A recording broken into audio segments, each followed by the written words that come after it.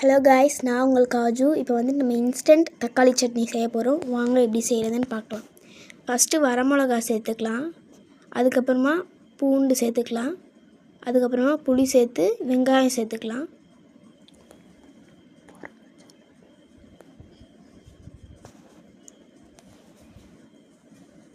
அதுக்கப்புறமா தக்காளி சேர்த்துக்கலாம்.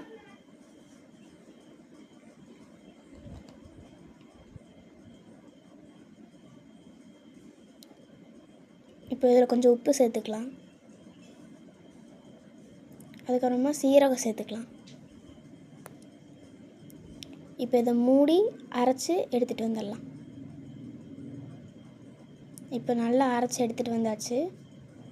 ஸோ பாருங்கள், நல்லா அரைஞ்சிருச்சு. இப்போ வந்துட்டு நம்ம தாளிப்புக்கு ரெடி பண்ணலாம். ஃபஸ்ட்டு ஒரு கடாயை நல்லா சூடு பண்ணிக்கலாம்.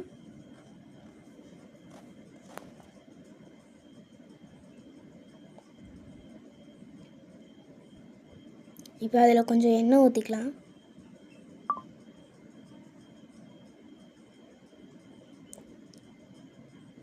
இப்போ கடுகு கொஞ்சம் சேர்த்துக்கலாம்.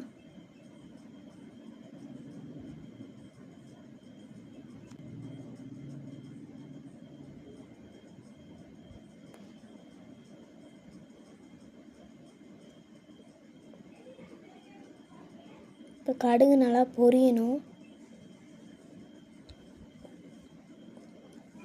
இப்போ கருவேப்பிலை சேர்த்துக்கலாம். அதுக்கப்புறமா நம்ம அரைச்சி வச்ச விழுதை சேர்த்துக்கலாம்.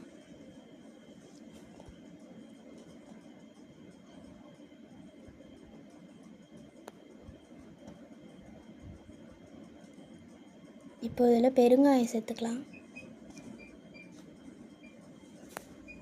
இப்போ இது நல்லா கொதிக்கணும். அந்த பச்சை வாசனை எல்லாம் போகிற அளவுக்கு நல்லா கொதிக்க விடணும்.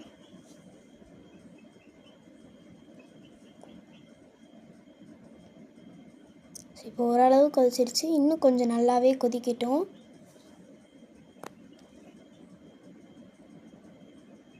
இப்போ பார்த்திங்கன்னா நல்லாவே கொதிச்சிருச்சு. நல்லா கொதிஞ்சு அந்த எண்ணெயெல்லாம் இதாகிடுச்சு. இப்போது இதை வந்துட்டு நம்ம இன்னொரு பாத்திரத்துக்கு ஆட் பண்ணிக்கலாம். இப்போது நான் இன்னொரு பாத்திரத்தில் நம்ம சேர்த்தாச்சு. இதே மாதிரி உங்கள் குட்டீஸ்க்கு செஞ்சு கொடுங்க. தேங்க்யூ. ஹாய் கைஸ், நாங்கள் கிருத்திக். இது எங்கள் வீட்டில் செஞ்ச தோசை. சாப்பிட்டு பார்க்கலாம். அருமையாக இருந்தோம்.